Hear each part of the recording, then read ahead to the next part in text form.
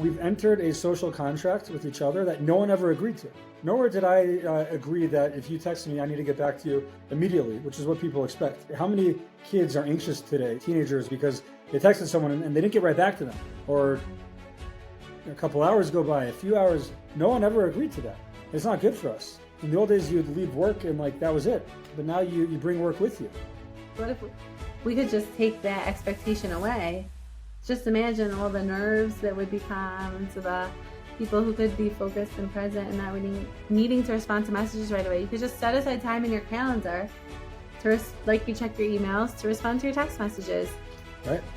And people end up, what ends up being now is people's full-time job is just simply responding to messages, emails, and texts, and WhatsApps and Slacks.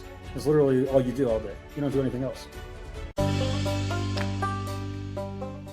Every day, we are blessed to interact with some of Colorado's most interesting people.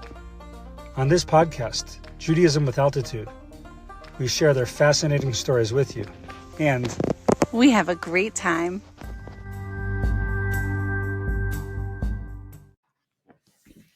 And welcome back to Judaism with Altitude. We are here today. We have a very special guest for you.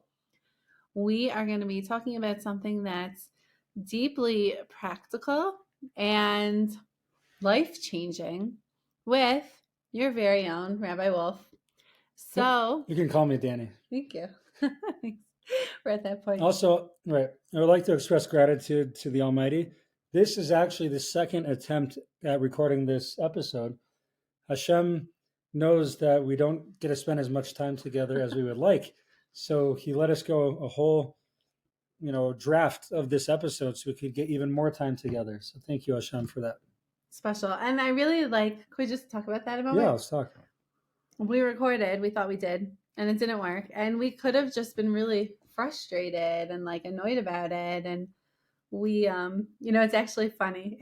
It's all orchestrated like crazy because we got over that frustration pretty quick and realized, this is an opportunity to do it better. And so we could do it better, hopefully now. But also I thought I had a meeting right after. And when I went to call into my Zoom, there was no calendar link. And to my surprise, it had actually been rescheduled and I forgot to change it on my calendar. So we actually had this extra time to do it and didn't even know it. It was all meant to be. Wow. Is that the first time that you showed up for a meeting digitally or in person that was actually rescheduled? Probably. And yeah, I think it works out great because we were very rushed because we had that meeting to get to. So it was an abbreviated episode. But we know that all of you devoted listeners, you don't want any abbreviated episodes from us. You want us with you your whole ride to wherever you're going and back. You don't want us just a fraction of that ride. And not only that, but this is not only a life-changing episode, this is part one of a series because as my husband has taken upon this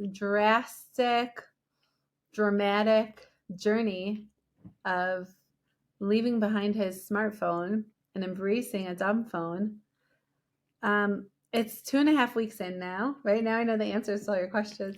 It's 2.5 weeks in. And, we have what we have to share now, but I'm sure as time goes on, your perspectives could shift, change, new insights, and we're going to keep our devoted listeners updated. That's right. Awesome. So tell us, how did this begin? So it actually began a long time ago. I'd say even 8 or 9 years ago, I realized that I spend way too much time on my phone. Not doing anything egregious. I'm just watching stupid videos, doom scrolling, reading terrible news on X or Twitter, as it used to be called. And so for years, I just felt a lack of presence overall. And, I've also felt that, so I've gone over the last decade, maybe once or twice, with detoxes where I stopped using the smartphone and I embraced a dumb phone. And I think, in recent years, despite really knowing how important it was and how much I need it, especially as I just turned 40, and people go through half life, midlife stuff. So I realized, my oldest child is 16, my youngest is 1, and life moves. And when we spend a lot of our life behind a screen alongside the meaningful things in life, it's a terrifying thought that a lot of us are going to end up wasting most of our lives behind a screen.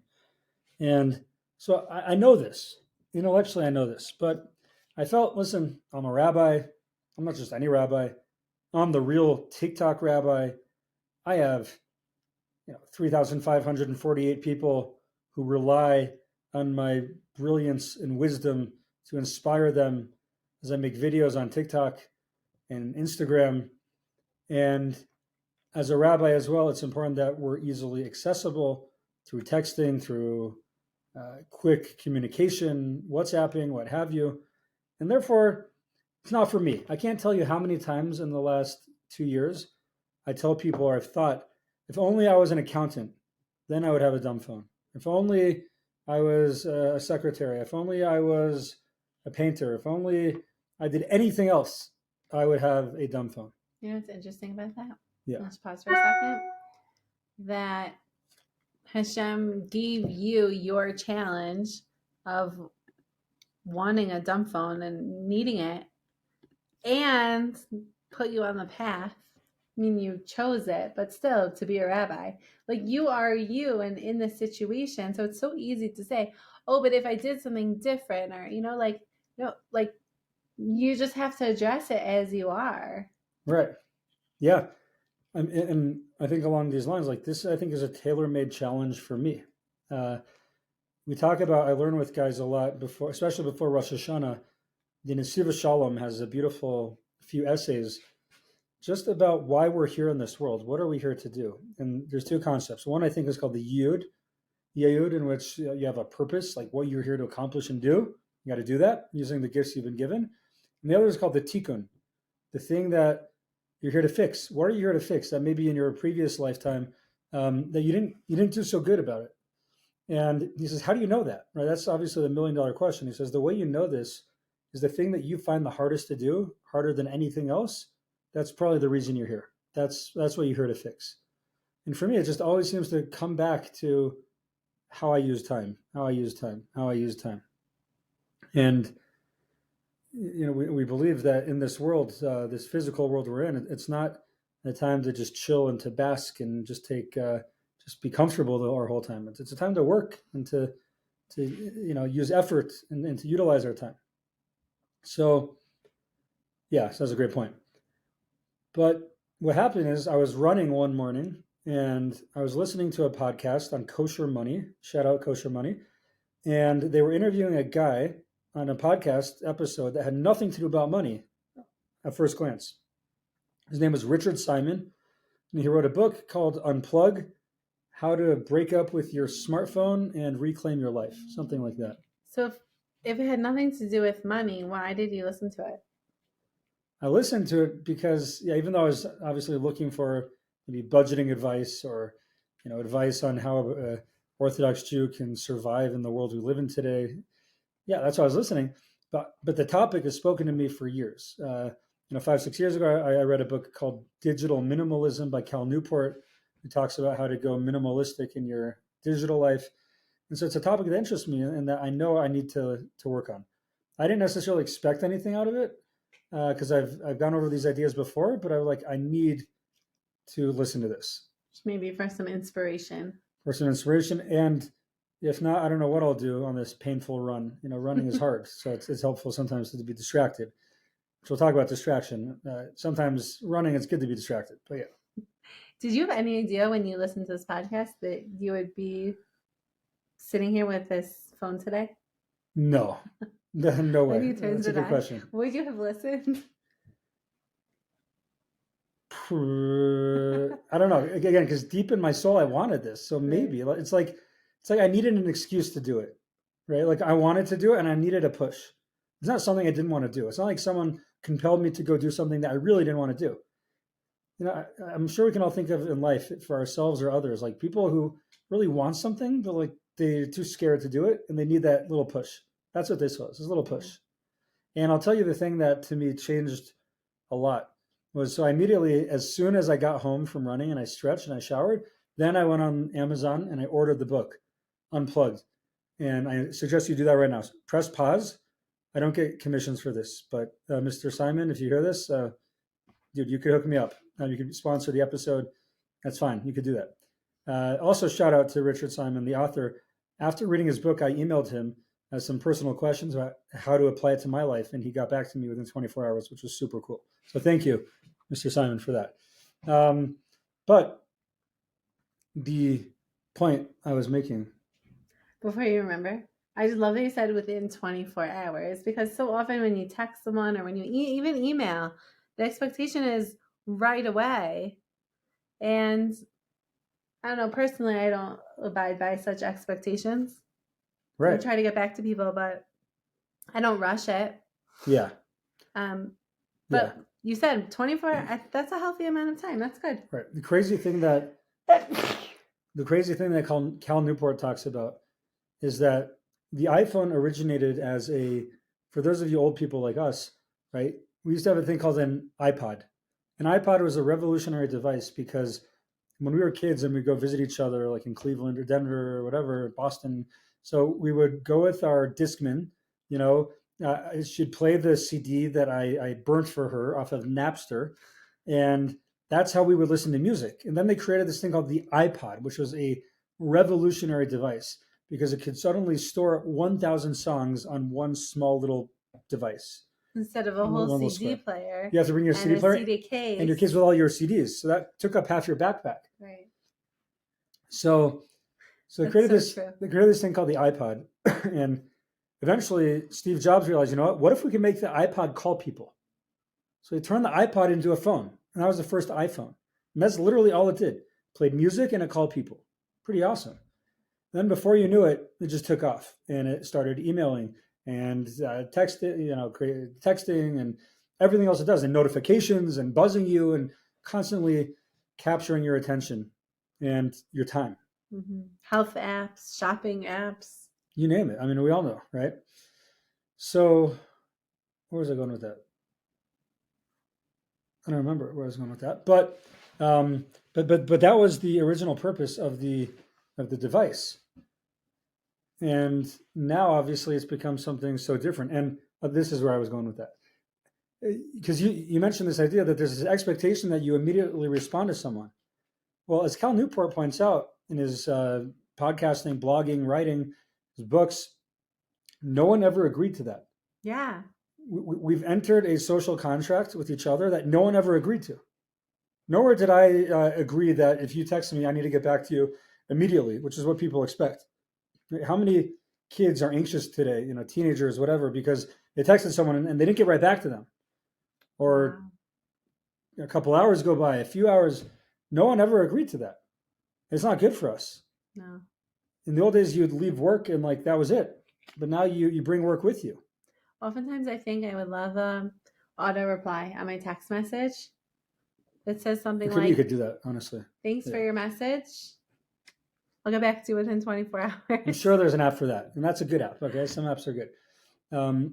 So that was, I think, just an interesting point. And yeah, there's so many things to say about these items. But no one ever agreed to that, those terms. And yet here we are. As a society. As a whole social society. construct. What if we could just take that expectation away? Just imagine all the nerves that would become to the people who could be focused and present and not really needing to respond to messages right away. You could just set aside time in your calendar to, like you check your emails, to respond to your text messages. Right. And people end up, what ends up being now is people's full-time job is just simply responding to messages, emails, and texts, and WhatsApps and Slacks. That's literally all you do all day. You don't do anything else.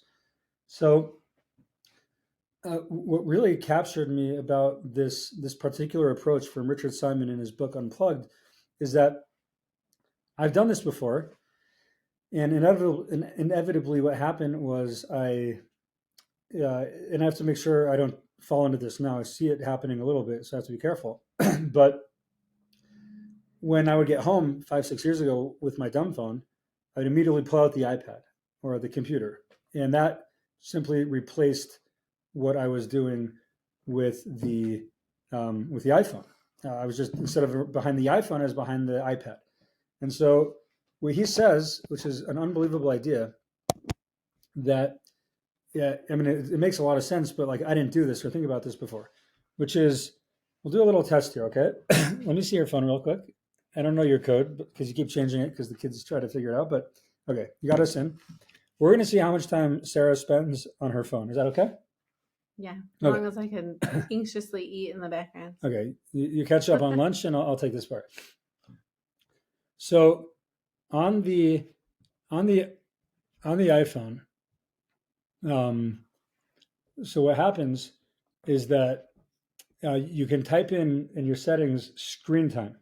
It'll tell you how much time you're spending behind the screen. And this is really something. It says that Sarah, who I think is below average, honestly, she does a pretty good job. Today's Wednesday. Sunday was 4 hours, 31 minutes. Monday, 4 hours, 55 minutes. Tuesday, about 5 hours, 42 minutes. Whoa. And today was 1 hour and 10 minutes so far. Now, let's call it about 4.5 hours on average, which I believe is honestly pretty good. It's probably below the average people are on their phones. Now, if Sarah's awake between 16 to 18 hours a day, that's her awake hours, 16 to 8 a day, hopefully more, hopefully less in your sleep. That means that you're spending about 22 to 25% of your awake hours behind that screen. And I understand, it's not always bad. Sometimes it's work and productive, and you need to. But it's a big deal that Sarah, who probably is on the lower end of the spectrum, that you're spending about a quarter of your awake hours in life behind that screen. A fifth. That's a scary thing. To me, what you said, even on Sunday, like I know, Sunday morning I was teaching Sunday school. I wasn't on my phone. So you take out the whole morning, start at 1. That means from 1 until I went to bed, We're I span was of on my 11 phone hours. for 4 hours. 4 out of 12 hours about. Like, I'm trying to just even think, what was I doing on Sunday on my phone? Right. And for me, I think it was worse than that, which is why, I feel like this is so important for me to embark upon this journey, that I think my numbers were worse. And, I come to realize, like, where is my life going? After 120 years, am I going to get up to God? And he's like, so, like, why don't you do all these things I built you to do? And I'm like, but I was Replying TikToking. to text messages. I was responding to the social contract and responding to people's texts and TikToking and getting really good at fantasy football. Like, that's what I was doing. Well, that's another direction we could go in. Yes. Have you Really? noticed? Okay. Let's parenthesis that for a minute. We have to use podcast words. Okay. Okay. Parenthesis. We'll get back in 2 minutes. Okay. 2 minutes back to that.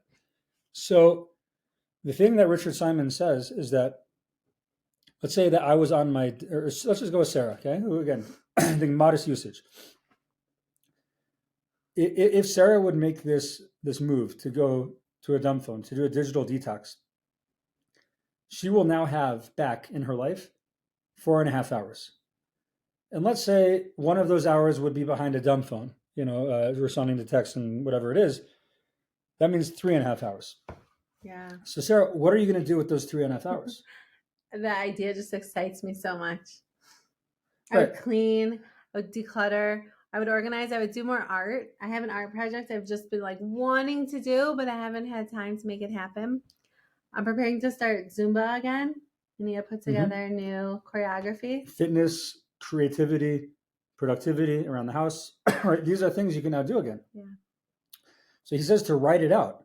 Write out a plan for what you will replace your smartphone device use with something meaningful and productive. Because again, 5 years ago when I did this, I did not do that. So I replaced the dopamine from the smartphone with the dopamine from the computer or from the iPad.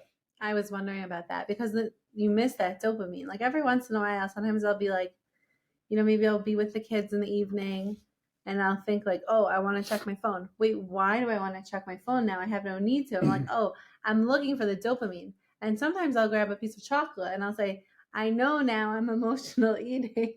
At least you're aware. Okay, that's like, the first step. yeah. But I also think that I'm not a scientist, so I don't know if this is true. I think pursuing dopamine is kind of like pursuing sugar. The more you pursue it, the more you want it. Like I've noticed, after having, throughout my life, having gone through different periods of like serious dieting, and at times when I would cut out sugar, it rewired my cravings. Like I didn't want sugar anymore. So I think when you, like, I've been off the phone now for 2.5 weeks. I do not desire to go onto TikTok or to Twitter or Instagram. It's completely uninteresting to me. Wow, that's amazing. The things I struggle with until today would be we're running these big programs. Are people signing up? Or what still needs to happen? Is anyone reaching out to me about questions about it? So there's a certain angst about that. But as far as these other things, thank God. Like I have zero interest in that. Can I tell you another thing that's really scary? For me, the time I tend to be on social media is usually in the evening before bed, which is the worst. And I remember I asked you to send me, yes, if I read your blog. I'm like, no, where do I see it? And you posted it. Quick shout out. For those who are interested in this journey, I'll post in the show notes my blog. I started blogging. I started doing creative things that I like doing, like you were talking about, blogging, started exercising more, lifting weights, just doing stuff like that, which is awesome.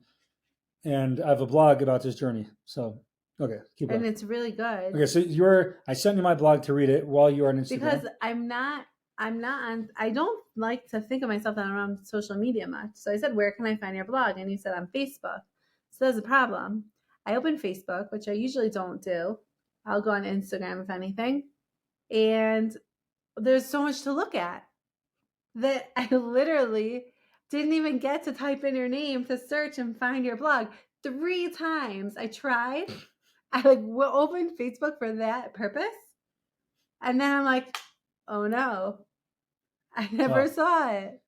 Okay, so because you're recording this podcast twice with me, you're exempt, okay? You got all the details. I'll make sure I cover the blog material. But yeah, right. I still want to read it. But then thankfully you sent it to me. Right. You texted it to me so that I could open it and read it. I'm still not finished because I'm still trying to regain those hours and be better about my smart. You're really inspiring me. I don't know if I'm going to switch over, but I definitely am inspired to be better. Awesome. Open the parenthesis on fantasy football real quick. Oh, happily. Let's do it. What do you want to say? I feel like it just takes a lot of time on a device. Like the other night, you had to go sit down for an hour with the iPad to reset your team. And I just think that's a lot of time on a random day, multiple times, I don't know how often, for something that's not even real. Okay, good point. And I still maintain a fantasy team, so I go on the computer and I set the team on the computer. Okay. But what I don't do anymore is I don't watch every game I can because I can't. Without the smartphone, I have an NFL Plus app, so I could watch whatever local games are going on. I don't watch those games anymore. So the last 2-3 weeks, I've not been watching Sunday Night Football, Monday Night Football, Thursday Night Football. So that's huge. Yeah. I guess I agree that fantasy's not, I wouldn't complain about it as much, knowing that you're only resetting your team and you're not. But then there's still like the stats, but I guess you're interested. You can't cut it out entirely. Right. So that's fair. But the fact that you're not watching those games, like that's really, really a big deal. Yeah, thank you. So yeah, that's one cool gain from this. Awesome. Okay. So like, what do you do if you have all this extra time now? What do you do if you run out of something to do or you don't know what to do with your time? It's a good question, but that's in part why he says to maintain this list. Just the last 2 weeks, I've ended up learning more. Like I want to be learning more Torah, Gemara, etc. I've been reading more. I finished, I think, 2.5 books, and more coming. Do you want to share anything about your reading? Yeah, I read Hostage by Eli Sharabi, which is incredible. Incredible. Everyone should read. how he survived captivity to come out to learn of the death of his wife and 2 daughters, and how he's living his life and what he went through. Very powerful. I read the book Unplugged, that we talked about. And I'm reading, I read another book actually, How to Break Up with Your Phone by Catherine Price, just for some chizik. It was a good book. Cal Newport has a new book about, it's called Slow Productivity. I'm trying to read. I just lost it, but I'm going to find it soon. I opened it at one point and read a couple of pages. It was really interesting. He talks about working slower because we just spend too much time answering emails all day and just trying to be more productive and more productive and more productive. But just do what you do really, really well. And I think that's a great idea. So I've been reading. I started blogging again after not having done so really since like COVID, honestly. So yeah, it's been very, very meaningful. Interacting with the kids better. Currently, I guess the boys were sick and home with you, so a little clingy to you at the moment, but I'm gonna win them back. Don't worry. Did some puzzles. Challenge. Yeah, did some puzzles with Chaim, and he's getting closer with them. And yeah, just being more alive and present. So it's really great. Have you ever throughout this whole thing, especially in the beginning, found yourself bored? It's a great question. Incredibly bored. Yeah. In fact, on one of the first days I did this, I had to drive carpool to my kids in West Denver, 20 minutes away, 3 times, there and back for different reasons. They're different kids. And in the old days, okay, podcast, music, like I'm good. That's 40 times 3. What is that? 120 minutes? Yeah. Yeah, 120 minutes, 2 hours. 2 hours in the car. And I couldn't do that. So I was listening to sports talk. It was great. Then after like 20 minutes, they just talk about the same thing again and again and again and again. And I was really, really bored. And I couldn't listen to music. I couldn't do anything. I just turned off the radio. And then I started yawning. Oh, no. It was like, I'm tired. It's boring. Like, traffic. And I looked it up after I blogged about this, just as an observation of what I've experienced. And I looked up boredom on Google when I got home. And it said that boredom is very healthy. And in fact, there's a part of your brain that is lit up and activated during boredom states. It's called like the default network mode or default mode or something along those terms. And different things happen. I read in the Harvard Business Journal and also in Mayo Clinic. And they say one thing is that nowadays no one is ever bored because you don't have to be bored. We hate boredom. Anytime you're a little bored, you pick up your phone and you do something else. That's what kids complain about. Mommy, so I'm bored. Right. So that boredom is training their brain to be awesome. Because when you're bored, that part of your brain is lit up and it causes you, to think about the big things in life, meaning, purpose, why am I here? Big things. Too many people today do not think about those things. And secondly, it activates the creative problem-solving parts of your brain. So without you realizing it, your brain is like resetting to get a little creative and to solve issues that you're having. Interesting. And so once I read that, I'm like, awesome, let's be bored. And so when I would drive places, I would like get bored, but proactively get bored. And I loved it. So, what a luxury to have time to do that. Yeah, exactly. That reminds me a little of, and this is maybe something that's more related to my tikkun, my soul fix of like stuff, right? If there's always something to play with, to engage with, to busy with, then you're never bored. And some kids are more easily, distracted by this stuff and, could spend an hour doing this and then reading that and never get done what they mean to get done. And others not. But if we declutter our space also, then, right, isn't that maybe a little of the Montessori approach is like, there's just more room for creativity. The less stuff around, the more creative you would be, right? Mm-hmm. So they won't have like necessarily a toy that looks like something specific, but something that you could use to play with in different ways because it's less interesting. So maybe it's more boring. Yeah. And it activates that creativity. Yeah. I'm just processing. These are big ideas. We could apply them to our lives in so many ways. Yeah, exactly. So how do you handle now things that you used to use your smartphone for that you can't? Yeah. And show us your dumb phone. Like, Yeah. what does life now look like? Yeah. So I'll say the first week was both euphoric and incredibly, exceedingly frustrating because anytime someone would text me, I would get mad at them because then I would either not call them or respond. I wouldn't respond to them, and then they get mad at me, or I would spend like 5 minutes like typing trying to text them. Or you never got a lot of texts also, right? There were I missed a whole bunch of texts also because, little fun fact, I had iMessage. So usually that meant it just came to my phone. But once I got rid of my iPhone, originally whoever sent me an iMessage, like whoever basically had an Apple phone, the messages got lost in the ether, just stopped existing. And then I learned like 3 days later, you have to deregister your number from your iMessage account. So if you get a message from me from an email, that's okay, respond. And then I'll see it on my computer or my watch. This watch is awesome because it really optimizes my life. It tracks my steps and my fitness. It shows me my next thing on my calendar, the weather, all these good things. But it doesn't like buzz incessantly and constantly disrupt my attention. So I love and adore this thing. It's really great. And I can like, even I think like text people from this, like with Siri, which is really cool. And then, so you asked again, like, how does this play in day out to my life? So texting. Can I just ask a question on something you said? Is this phone now your original phone number, or you have a different phone number?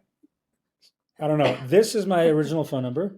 Okay. If I call you from this, which sometimes works theoretically, because I have a data. I think I have data on this thing. So let's try it.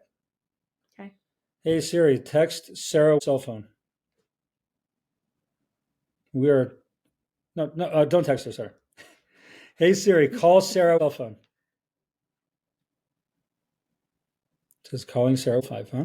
Okay, let's see. Let's see if it comes in. Theoretically, it should come in. It's a different phone number. A different number. Okay, so apparently I have a different number on this thing.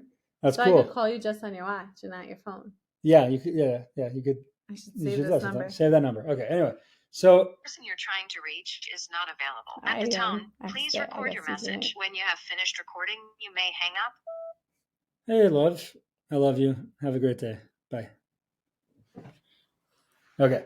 Sorry, a little PDA there. Sorry about that. Anyway, so this thing is actually not the first dumb phone I used. The first dumb phone I used, I got from T-Mobile. It was exceedingly dumb and tedious. And when you texted me, I had to, with the T9, the T9, but then I had to change modes, right? So if I wanted to get just like B, I just pressed twice, I beep, beep, and then I get the B. But then if I press the bottom right number, it would switch modes to predictive text. So it would guess what I was saying, but it would sometimes get it wrong. So it was really, really, really bad. And then I had like theoretically Google Maps on there, but it didn't work.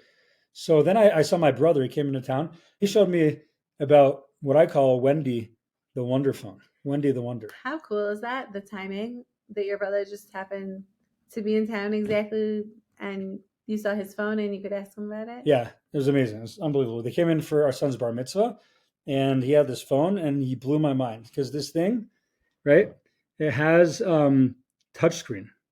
And like I can text people by typing to them on the screen, which is unbelievable. You know what cracks me up about this is we recently got our new iPhones.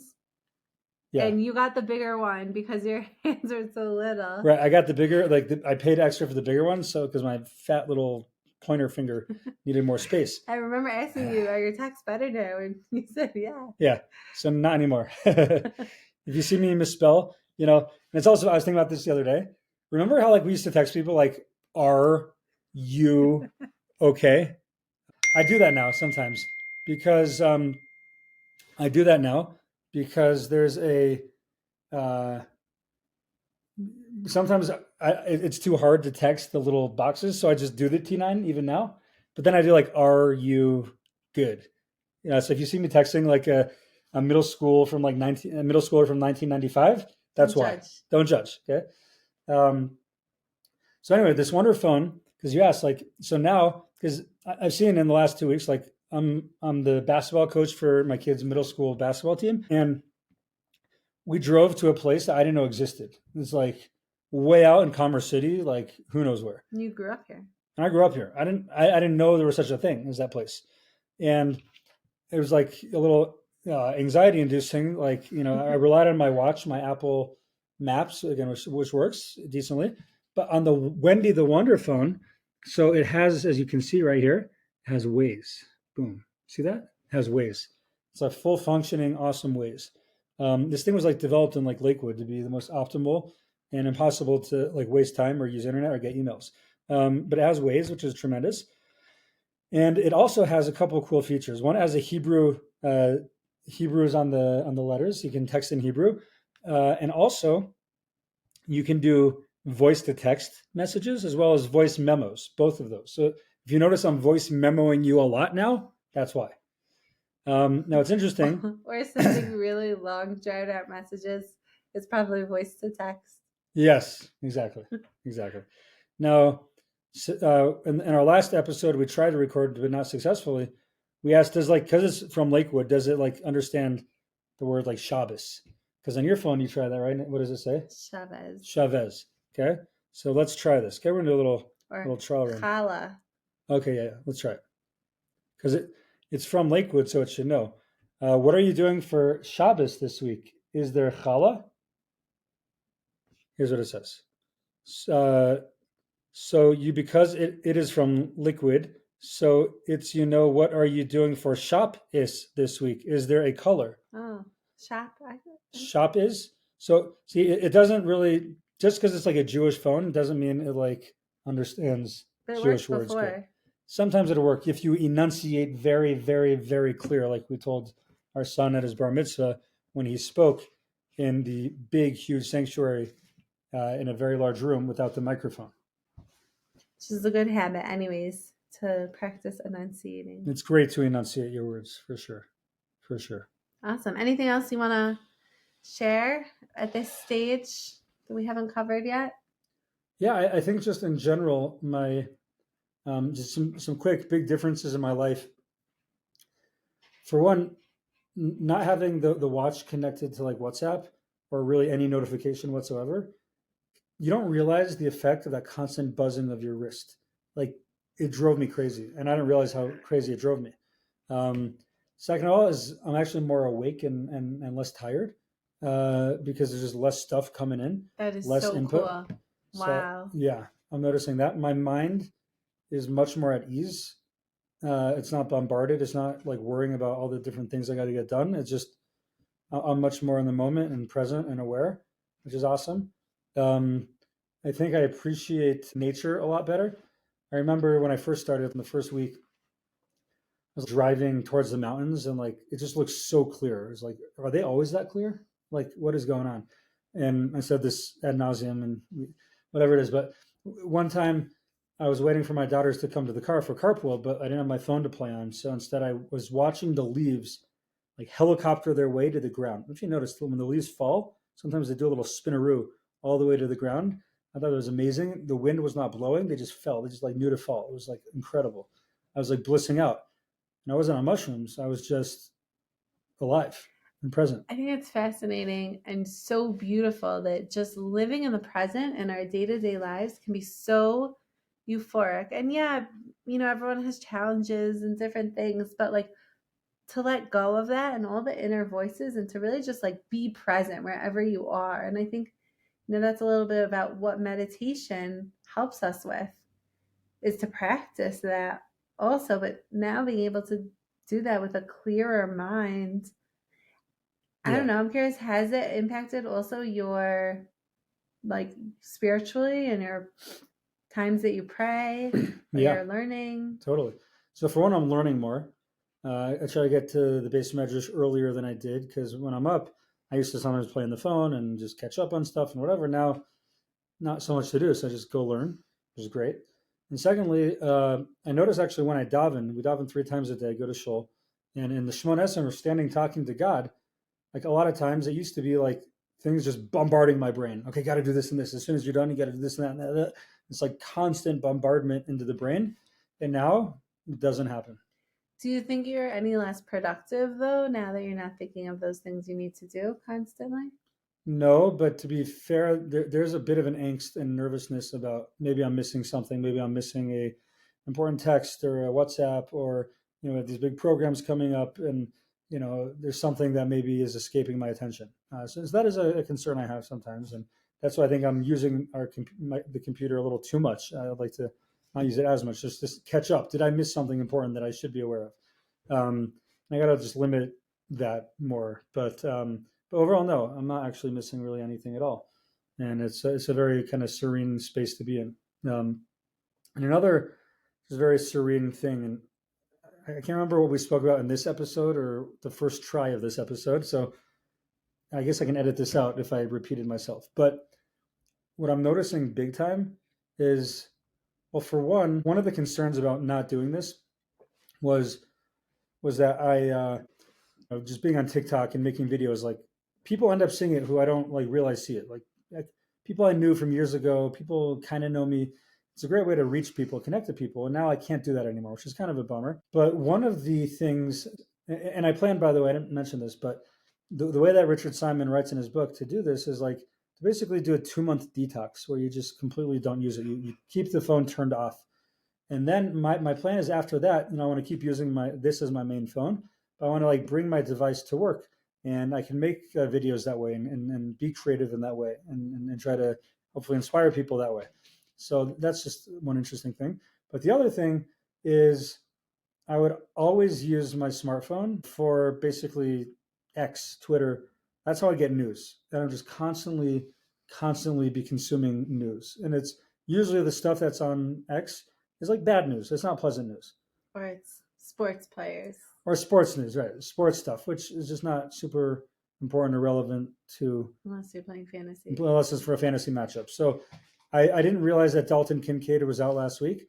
And so he remained on my starting lineup, but I still won by like 100 points. So whoa. Yeah. Sorry, Zach Milson. Maybe that's God telling you could do it anyways.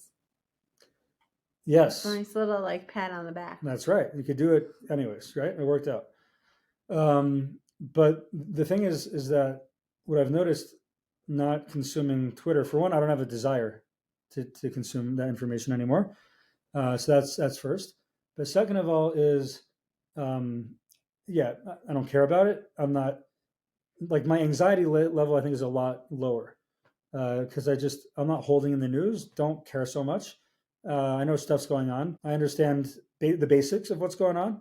My politics used to simply just be, who is the party that supports salting our streets in the winter, and who's the party who supports giving bags at the grocery store. That's all. I don't want them to put groceries one by one into my trunk when I do a Target pickup. Okay. But now, like, I know enough news to know that the only thing I care about is which party hates me less, right? That's all I care about. And it's not simple because, again, in the news right now, I think what you'd see, like, I missed when this all happened because I didn't care so much at the time. I heard about it. Tucker Carlson had Nick Fuentes on his show. So for one, it's just insane to me that Tucker Carlson is respected and held of in the Republican Party. That's insane. The guy's out of his mind. He's completely just a hateful, horrible person. And, in the right, it's also, they've turned against us. Yeah. So I think the left also has turned against us. But the right has turned against us. Yeah. So my politics have just been simplified. Like, okay, I'm going to vote for whichever party I think hates us less. That's literally my political views. I try not to share my politics so much. That's my politics. Who hates me less? My point is that there's a lot of like scary, unfortunate things that you read about these days, as everyone hates us, anti-Semitism, etc. And so, of course, I know the things I should know, and it's important to know some things. But like most of what we know, we don't really need to know, and most of what we know causes us needless anxiety and depression and sadness and fear. And I'm here to say you don't need to know all that stuff. Like, you really don't. You might think I'm being archaic. I'm telling you, you don't need to know that stuff. And my life has been greatly enhanced by not knowing that stuff. Yeah. I generally live under a rock, even when I try not to. And I just love it. It's great. It's really, really great. Yeah. So, yeah. Okay, we've been at this now for a while. This is the end of our second attempt at this. Nice getting so much time with you today. It was really great. we'll come back to this topic. I remember I just concluded last attempt of this episode by saying a lot of things in life, like I don't want to evangelize you. I don't want to change your mind about, like I'm not here to convince you to go do something, that you should just whatever. With this issue, I'm here to do that. You should absolutely think very hard about some kind of digital detox. Go pick up the book, Unplug, read my blog, subscribe to this podcast and to that blog, and consider this, because your time is the most precious gift that you possibly have. And unfortunately, it's slipping away. Can I just add one thing? Maybe this is foreshadowing a future topic. Yes. I'm curious how switching over could impact someone while they're dating and their dating journey. Yeah, it's a great topic. And I think the person would have to talk to them more on the phone, less of that texting stuff, less ambiguity, and less options on the endless apps. You focus on the person in front of you. Whoa, that too. It would be a great thing. And just that personal motivation and drive that's so easy to just let things go when we're busy scrolling or doing something else on our phones. Right. Yeah, you'd focus a lot more on this. Right. You're more present and aware and alive. Wow. I'm excited to continue to explore this together. Thank you for joining us on this journey, and can look forward to many more interesting podcasts to come, God willing. Signing off from Judaism with Altitude, this time for real. See ya.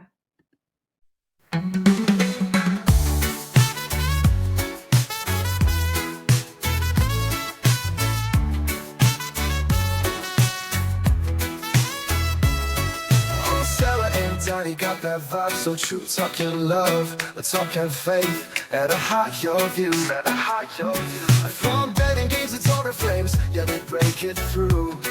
Judaism with altitude, the good rhythm, feel the spark, shining bright when times are dark. They lift you up, they keep it real, Jewish soul you can feel. So they in, don't let it wait, Sarah and Danny elevate. Judaism with altitude, catch you next time, keep it good. Feel the rhythm, feel the spark, shining bright when times are tough. They lift you up, they keep it real, Jewish soul you can feel. So tune it in, don't let it wait, Sarah and Danny elevate, Sarah and Danny elevate. Judaism with altitude, catch you next time, keep it good, catch you next time, keep it good, catch you next time, keep it good, Oh, Sarah and Danny got that vibe so true.